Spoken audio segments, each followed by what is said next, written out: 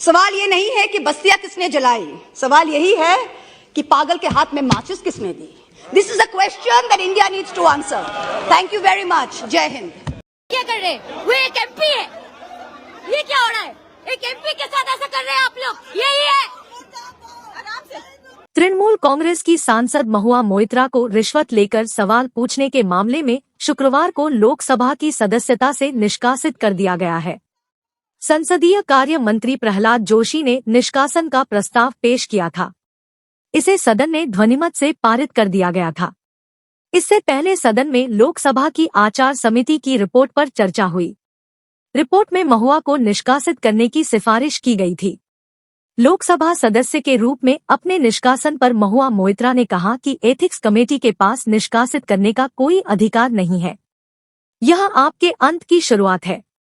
अगर इस अहंकारी मोदी सरकार ने सोचा है कि ये मुझे चुप कराकर अडानी मुद्दे को खत्म कर देंगे, तो मैं आपको बता दूं कि इस कंगारू कोर्ट ने पूरे भारत को केवल यह दिखाया है कि आपने जल्दबाजी और उचित प्रक्रिया का दुरुपयोग किया है। यह दर्शाता है कि अडानी आपके लिए कितने महत्वपूर्ण है और आप एक महिला सांसद को रोकने के लिए उसे किस हद तक परेशान कर सकते हैं।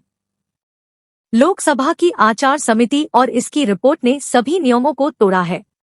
यह हमें झुकाने के लिए मजबूर करने का एक हथियार है। मुझे उस आचार संहिता के उल्लंघन का दोषी पाया गया है जो अस्तित्व में है ही नहीं। आचार समिति मुझे उस बात के लिए दंडित कर रही है जो लोकसभा में सामान्य स्वीकृत है तथा जिसे प्रोत्साहित किया गया है। आचार समिति के निष्कर्ष पूरी तरह से दो व्यक्तियों की लिखित गवाही पर आधारित है, जिनके कथन असल में एक दूसरे के विरोधाभासी है। आगे देखिए पूरा video. I was not allowed to speak inside Parliament. I am using this opportunity to speak outside Parliament. I thank all my colleagues as part of the India Alliance. I thank my party, everybody for standing by me. The 17th Lok Sabha has indeed been historic. It is a house which saw the passage of the Women's Reservation Rescheduling Bill, but it has presided over the most tenacious witch hunt of one of 78 women MPs, a first-timer, a single woman with no political lineage, elected from a far-flung constituency on the Bangladesh border. This Lok Sabha has also seen the weaponization of a parliamentary committee. Ironically, the Ethics Committee, which was set up to serve as a moral compass for members. Instead, it has been abused egregiously today to do exactly what it was never meant to do, which is to bulldoze the opposition and become another weapon to thokdo us into submission. This committee and this report has broken every rule in the book.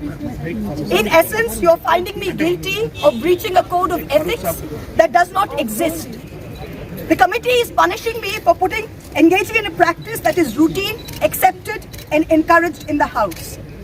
The findings are based solely on the written testimonies of two private citizens whose versions contradict each other in material terms, none of whom I was allowed to cross-examine. One of the two private citizens is my estranged partner who, with malified intention, masqueraded as a common citizen in front of the committee. The two testimonies have been used to hang me. They are at polar opposites to each other. The complainant says I accepted cash in consideration from a businessman to ask questions in furtherance of his commercial interests. But the businessman's suo motu affidavit says I pressurized him into uploading questions to further my agenda. The two are at polar opposites. The Ethics Committee, without getting to the root of this, has decided to hang me. It is no evidence of any cash, of any gifts anywhere. The recommendation of expulsion is based solely on the ground that I have shared my Lok Sabha portal login. There are no rules whatsoever to govern the sharing of logins. As the hearing of the Ethics Committee demonstrates, all of us MPs are conveyor belts to get questions from the public, from citizens, and to voice that in Parliament. What is important is that if this Modi government thought that by shutting me up, they are going to do away with the Adani issue, let me tell you this, that this kangaroo court has only shown to the all of India that the haste and the abuse of due process you have used demonstrates how important Mr. Adani is to you and to what length you will go to harass a single woman MP into shutting her into submission. Tomorrow the CBI will be sent to my house. I'm sure they will harass me for the next 6 months. But I would like to ask, what about the 13,000 crore coal scam of Mr. Adani that the CBI and the ED have not found place to look at? You tell me I have compromised national security with a login portal? Mr. Adani is buying all our ports, all our airports, and his shareholders are foreign professional investors, and the Ministry of Home Affairs is giving them clearance to buy all our infrastructure. Ramesh Biduri stands up in Parliament and says to Danish Ali, he's one of 26 Muslim MPs, only one of 26. In a country of 200 million Muslims, the BJP has 303 MPs and it's not sent one Muslim to Parliament. Ramesh Biduri stood up and told Danish Ali, ye bhadwa, ye katwa, no action has been taken. Nothing has been taken. You hate minorities. You hate women. You detest Nari Shakti. You cannot handle power and authority. I'm 49 years old. I will fight you for the next 30 years inside Parliament, outside Parliament, in the gutter, on the streets. Adi Manghingstra Manovikatar Jodi Ami Keu Hoi, Shojon Harana Shoshane Toder Chita Ami Tulboi. We will see the end of you. Do not wonder. Punjab, Sindh, Gujarat, Maratha, Dravida, Utkala, Bango. We don't have the Punjab. Sindh is not ours. Dravid is not yours. Utkal is not yours. Bongo is not yours.